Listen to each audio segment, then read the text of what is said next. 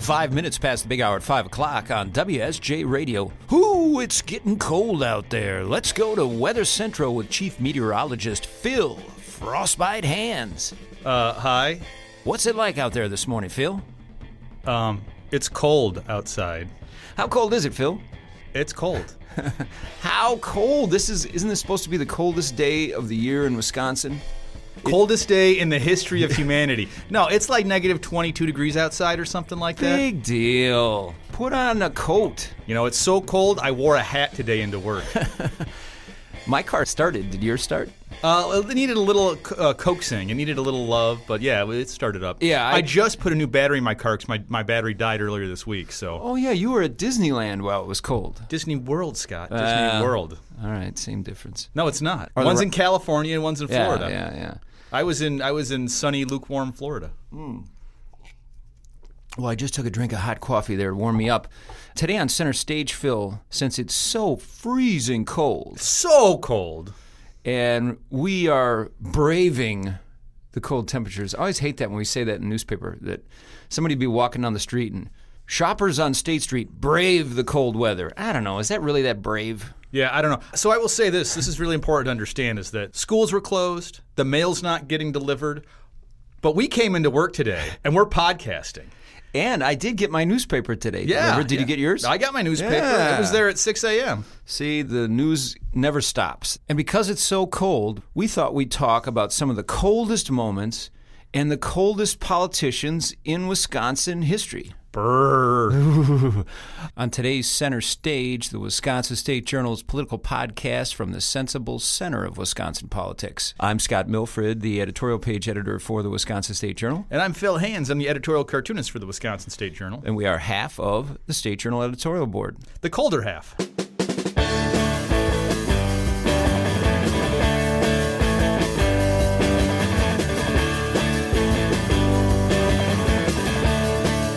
Are these cold-hearted people, or are these just cold actions? They're both, I think. Okay. Let me quiz this out-of-stater carpetbagger cartoonist from Detroit, Michigan.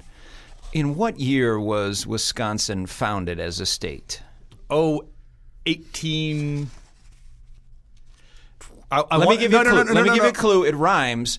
Wisconsin became a state in 1848. Yeah, there you go. Well, guess what? I'm going back, even though we said Wisconsin history. Well, it's still Wisconsin history. Back when we were a territory in 1842. Under the Capitol Dome, there was a territorial legislature. Not the same dome. No, this was like 3 or 4 ago. Okay. There were 2 lawmakers. There was Charles Arndt of Green Bay. Charles Arndt. Sounds like a letter writer. Aren't a word because the teacher says it aren't. James Vineyard. I don't know if he if he made wine or what. So Arndt accused fellow lawmaker James Vineyard that he had lied on behalf of a political appointee. Vineyard responded with, quote, violent and insulting language. Ooh, like the president? Yes. Now, Arndt didn't care for this. So he went over to Vineyard's desk and, quote, requested him to retract, which he refused to do, repeating the offensive words. That also kind of sounds like Trump. Yeah. Maybe there's a connection here. Anyway, Arndt then raised his hand and he hit Vineyard in the head. Okay. All right, that's not very nice, is it? No. Well, remember it's not exactly cold, but it's not very nice. Remember the good old days when politicians were Yes. civil and talked to each other? All right, so Vineyard, quote, stepped back a pace, drew a pistol, and shot him dead. Oh, good. Yeah. Now, I would argue that that is the first cold-hearted moment in Wisconsin political history. Probably. The question is, did he have a concealed carry permit? I'm pulling this from a column we had in the newspaper back in 2011. And it does say that concealed carry was the status quo in territorial Wisconsin. Status quo, yeah. Yeah. Anyway, Arndt reeled back and fell to the floor. He died about 5 minutes later. Charles Dickens, when he was touring the United States, cited this incident as an example of, quote, the revolting evidences of the state of society on the American frontier. The good old days. But there is a happy ending to this story. Well, not for Arndt. No, not for Arndt, for Vineyard. Okay. There's a happy ending, and this just shows how, whether it's Trump or anybody else, it doesn't matter how cold-hearted you are, Wisconsin may forgive you. Okay. Because he was tried and acquitted. Despite having murdered Arndt, Vineyard was elected to represent the lead region at the 1846 Constitutional Convention, and he was reelected to the legislature in 1849. He probably could have stood on Fifth Avenue and shot people and not lost any votes. Anyway, he finally left Wisconsin for the gold rush and died a few years later. So, of dysentery. I thought maybe we'd try to look for some cold moments and cold policies a little more recently. That don't involve murder? Right. For example, just this month, U.S. Representative Glenn Grothman, Republican from Glen Beulah. Glen Beulah, the best name in all of Wisconsin. Glenn from Glen Beulah. He took a lot of flack, and I don't know if people called him cold-hearted specifically, but he was one of only 7 out of 435 members of Congress who voted no to guaranteeing the furloughed federal workers during this Trump's government shutdown. He voted against guaranteeing the furloughed workers back pay. That seems par for the course for Grothman, though, right? Are you surprised that he was one of 7 congressmen that did this? No. Mike Goucher on Channel 12 in Milwaukee asked Grothman about his vote. If you're laid off, let's say you're not working, and through no fault of their own, they're not working, but they still have a mortgage payment, they still have a student loan payment, they still have bills to pay. Is it fair to them to not be insured of back pay? It's never unfair when you lose your job.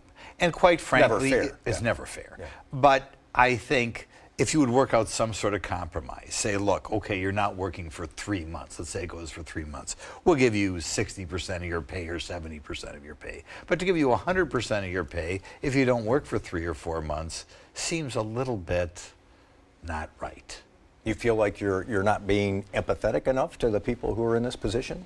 I said I could compromise. We'd pay them 50% of their pay or something for not working. I suppose I could vote for that as part of a compromise. I want to ask. There are a lot of other people out there who remember get laid off, and none of them get anything. So that seems a little bit cold.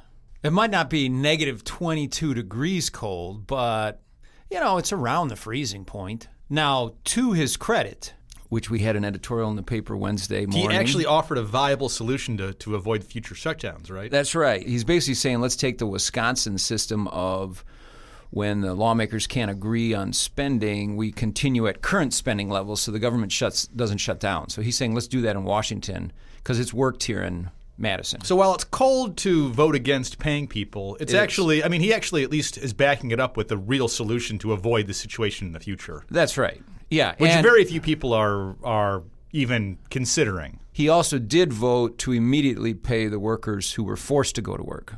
Yeah, when the government shut down. Yeah, but he would be a guy over the years that liberals anyway would point to as being cold because he's nitpicky on social welfare programs. Sure. Yeah. What do you got? You got one? Did you say? It's pretty cold-hearted for Governor Walker. As he was dealing with the Act 10 stuff back in 2010, and he talks to was it Diane? 2011, and is it Diane Hendricks, yes, the billionaire roofing supply tycoon in Janesville. And he talked about a strategy of divide and conquer. Any chance we'll ever get to be a completely red state and work on these unions? Oh, yeah. And become a right to work? Well, in fact, the what big thing can we do to help you? Well, we're going to start in a couple weeks with our budget adjustment bill. The first step is we're going to deal with collective bargaining for all public employee unions. Right. Because you divide and conquer. That's pretty cold right there, to divide and conquer constituents to separate them out. That's right. And he kind of had a little grin on his face when he said it. And that was a quote, actually, that even this last year, Tony Evers, during his election, was bringing that up and saying, I'm not going to divide and conquer Wisconsin. I'm going to bring us together. So that really resonated for a long time. And nobody likes divide and conquer politics, right? I mean, even conservatives don't like that idea of we're going to divide people up. And I mean, they will attack liberals for what they would consider divide and conquer identity politics. Madison teachers did just get 4-point-some% raises. I remember in the depths or heights, depending on how you look at it, of that Act 10 battle, John Erpenbach came in to talk to us, and he had said that if Act 10 passed, it was the end of the middle class in Wisconsin. Yeah. Well, I think there's still a middle class in Wisconsin. Liberals hate Act 10, and a lot of the actual stuff that went through a lot of the actual budgetary stuff needed to happen. I mean, they needed to rebalance some of the union powers and needed to rebalance some of the really nice benefits the public workers were getting. But the idea that we're going to get rid of all collective bargaining and sort of be jerks about the whole thing too, which was what Scott Walker was pretty cold-hearted. For those keeping track, Scott Walker's a Republican, Glenn Grothman's a Republican, but Vineyard was a Democrat. Yeah, but weren't Democrats pretty evil back then? Yes, yeah, they loved slavery. Was he a pro-slave? Was he trying to bring slavery to Wisconsin too? Yeah, I don't know about that. Since we've got one Democrat and two Republicans, let's go back to a Democrat. I did want to bring up former state senator Gary George, who was sent to prison for essentially bilking a Milwaukee nonprofit that was dedicated to helping young boys get involved in athletics so that they would get some positive experiences in the inner city of Milwaukee. And he helped bilk a couple $100,000 from that. He took money for his own personal use, right? Yes. And he took money from a businessman who he steered a state contract to, and he was sent to prison. Well, that's fair. Yeah. But there is a happy ending on that. They did restore his law license a few years ago. Oh, good. Yeah, after he got out of prison. Oh, good. So he can go scam people again. Yeah, no, Gary George was a Democrat. So now we're 2-2. We're back even. Gary George ran for governor in 2002. This was before he was caught stealing money, essentially from young kids in Milwaukee. When he ran for governor in Milwaukee, I toured the Green Bay prison with him.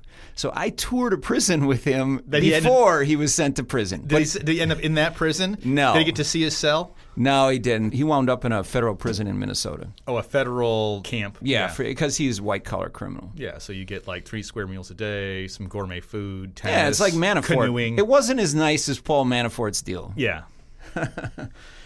All right, you got another one? Who is probably Wisconsin's most notorious bad actor? Ooh, I know who you mean. Joe McCarthy. Joe McCarthy, yeah. Republican senator. Is it even fair to call him a Republican since he was just so beyond the pale of everything that party identification doesn't even matter at this point? He also was a drunk, if you read some of the and lied about his military service, too. When I think of a politician that's like the worst of America, it's Joe McCarthy. I mean, somebody who destroys people's lives for his own political gain. I mean, that is about as horrible and nefarious as you can be as a politician. So he had no sense of decency. Have you no sense of decency, sir, at long last? Now, there have been a lot of cartoons. You're a cartoonist, right, Phil? I am a cartoonist. I have seen a lot of cartoons that were kind of cliche, so obviously you weren't drawing them. They were by other cartoonists. But they had the Trump as the woman who said, "Let them eat cake." Oh, yeah. And it was sort of about the furloughed federal workers, and it would have Trump or somebody else dressed up like Marie Antoinette, which is a fun dress to draw, by the way. It does seem at times that Trump is very cold-hearted. A lot of the people on his staff have gotten in hot water in the last couple weeks for not really expressing much empathy at all for workers who missed a couple paychecks. Can't they just borrow a couple $1 million from their dads? Yeah. There was that moment where Trump flipped the roll of paper towel at the press conference in Puerto Rico. Yeah. The whole island was decimated, and he's like, "Hey, here you go. You can fight over this one roll of paper towel." Yeah, here's paper towel for you, yeah. Now I'm out of here. You're welcome. You're welcome. I alone can fix this. Yeah.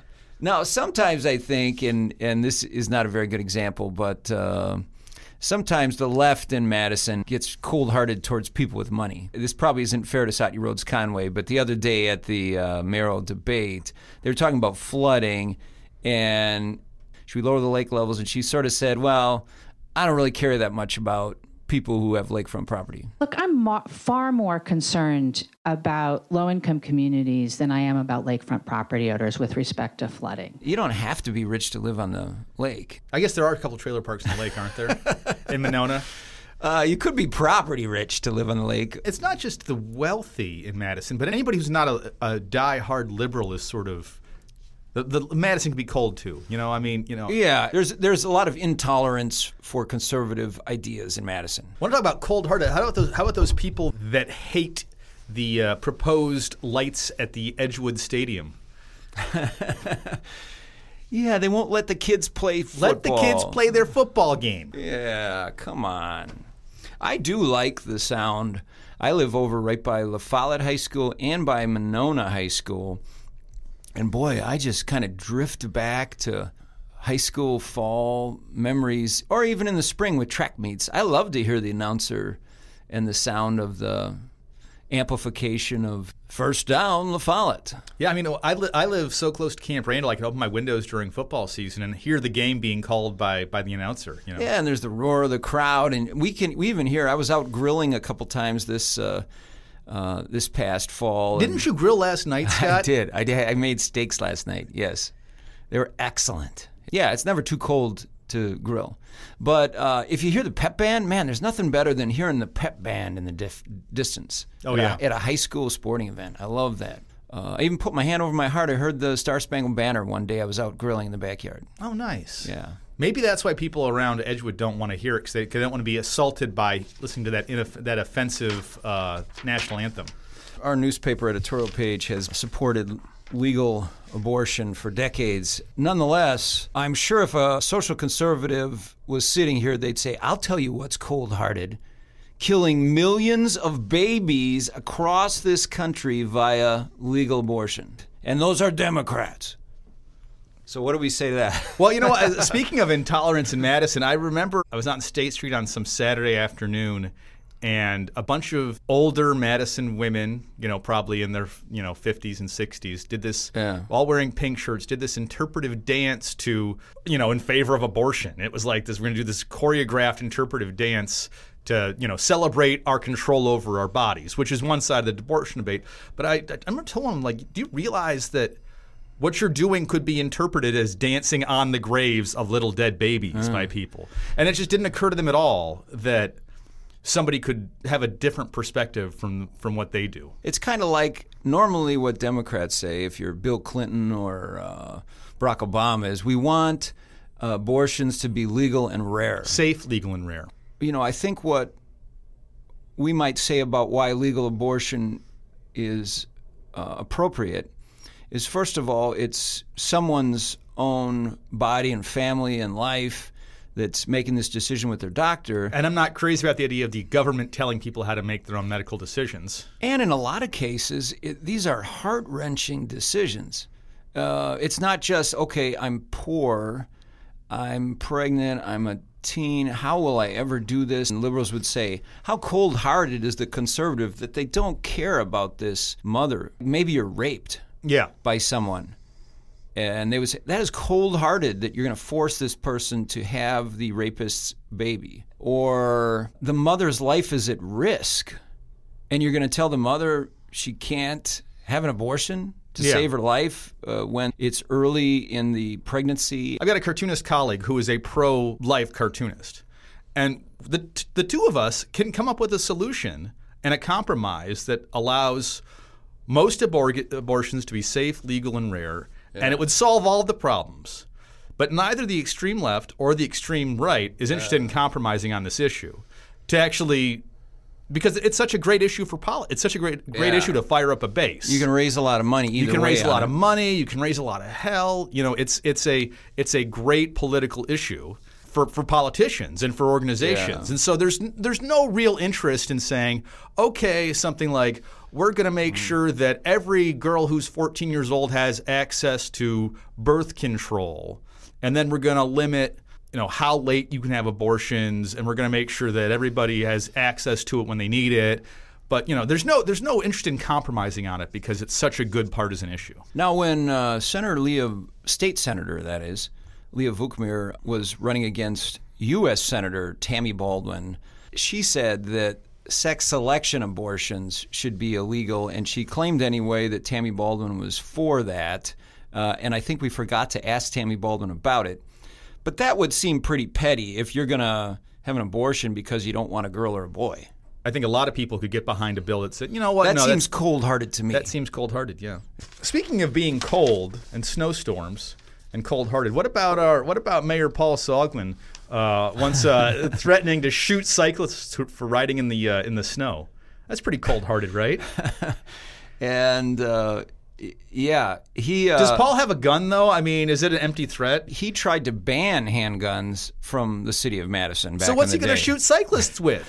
I don't know. Maybe he's thinking, I don't know, Nerf gun? Maybe a crossbow. He's probably got a crossbow. Another one that comes up lately is the whole medical marijuana thing. I don't understand. It seems cold-hearted that if somebody has cancer and they want to smoke a joint, I don't understand why we have to keep them away from medical marijuana when we can pump them full of opioids. Yeah, which are way more dangerous. It just doesn't make any sense. You know what it is, Scott?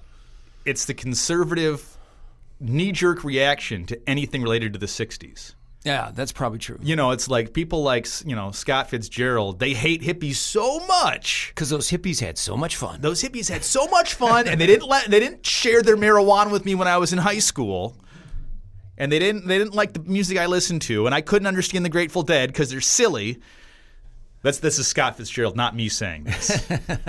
Grateful Dead is the greatest band of all time, ever in the history of the world. But Scott Fitzgerald, it's this animosity towards the 60s and hippies that leads to, people still being opposed to medical marijuana. You know what was cold-hearted about this cold snap? Did you see the Wailers show at the Barrymore got canceled? Oh, yeah, that was terrible. It's going to upset the potheads and the reggae fans. You want to know what's cold-hearted? The school district has been out now for how many days? 3 days off school. Okay, it's like and a day last week. It's like a second winter break or a pre-spring break or something. So my kids are at home, and our Netflix account has expired, and I have not renewed it. You are cold-hearted. Oh, I am ashamed of myself. You know that my kids watched Netflix for about 14 hours yesterday? See? That's what my kids will say. Yeah, see, everybody gets to do that. Your kids are welcome to come to my house and watch Troll Hunters all day long.